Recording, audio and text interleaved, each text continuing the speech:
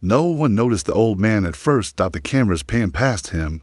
The reporters didn't ask his name. To the outside world, he was just another silhouette in the chaos, a blurry figure waist-deep in floodwater, moving slowly, quietly, like he belonged to the storm itself. No medals, no uniform, just grit.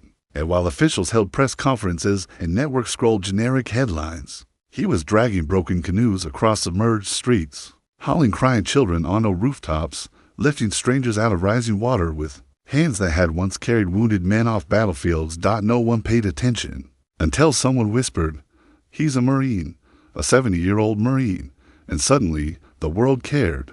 The flood hit at 3:47 a.m., a monstrous surge of water that tore through the levee like paper and swallowed half the town of Amidst before the sun even rose. Whole families were stranded on rooftops, power lines sparked like angry snakes. Emergency services were overwhelmed, their radios filled with cries for help, their trucks stuck behind walls of water. The national news briefly covered the devastation. A generic headline scrolled across the bottom of the screen. Flood hit small southern town, rescue efforts underway, but nothing more. No names, no faces, no heroes. And so, the world didn't see what was happening on 12th and Monroe. They didn't see the old man wading chest deep through muddy, debris-filled currents with a child on each shoulder. They didn't see the makeshift raft he fashioned from a busted refrigerator door and a garden hose. They didn't see the woman, 8 months pregnant and sobbing in his arms, rescued just before her house collapsed behind them. And they didn't see the boots mud-caked, military issue still moving with silent purpose. Even as hypothermia set in and the water pulled harder, the man didn't want attention. He didn't ask for interviews. He didn't shout. He didn't hashtag. He worked for nearly 18 hours straight, hauling over a dozen people to safety using an old canoe tied to a rusted bicycle chain. No one thought to ask his name until one of the rescued, a teenager named Elijah, posted a shaky video to TikTok, just 28 seconds long. It showed the old man lifting a collapsed woman out of the floodwater and carrying her like she weighed nothing.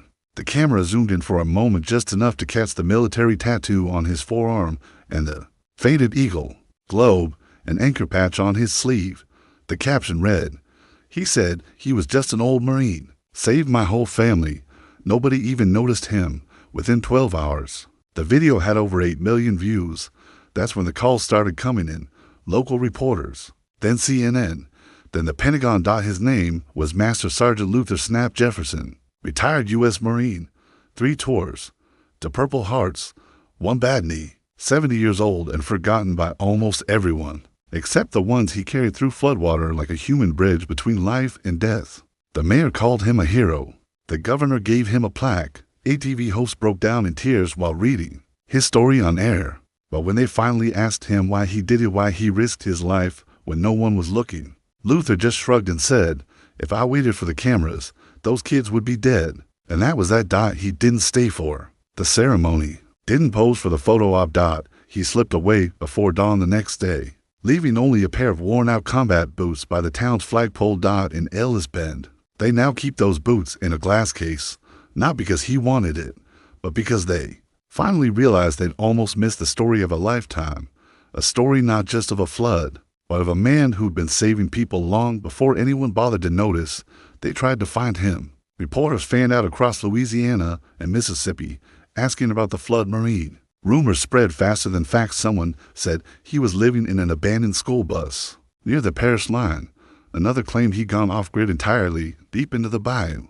But none of them could find Luther "Snap" Jefferson, because Snap didn't want to be found.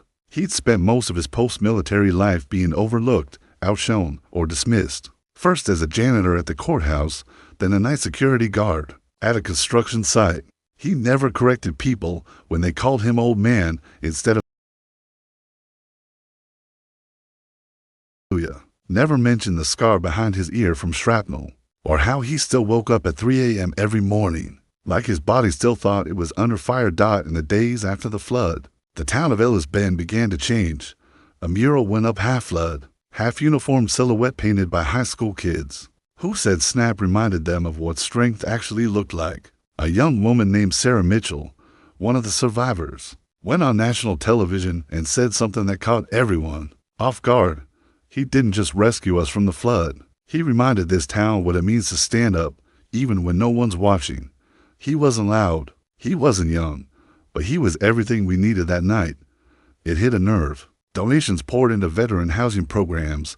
Volunteer rescue training groups saw a surge in sign-ups, but most importantly, people started looking differently at the ones they used to walk past older veterans. With stiff walks and quiet eyes, the ones eating alone at diners, the ones who didn't smile much, the ones with stories no one ever asked to hear. Still, Snap stayed hidden. Until one day, almost a year after the flood, a school bus veered off the road during a storm. It skidded into a ditch, tilted sideways, and half submerged in rising water. Fire crews were delayed, roads were blocked, and just when the teachers were preparing to break windows, he showed up. Same old jacket, same slow limp, same look of tired focus. He broke open the emergency exit with a crowbar, carried 3 kids out before EMS even arrived. Didn't say a word, just nodded once at the driver, then walked back into the woods. But this time, someone recognized him, and this time, they didn't wait for the news to catch up. A local journalist, a young black woman named Patrice, followed the trail, found the tiny shack where Snap lived. She didn't ask for an interview.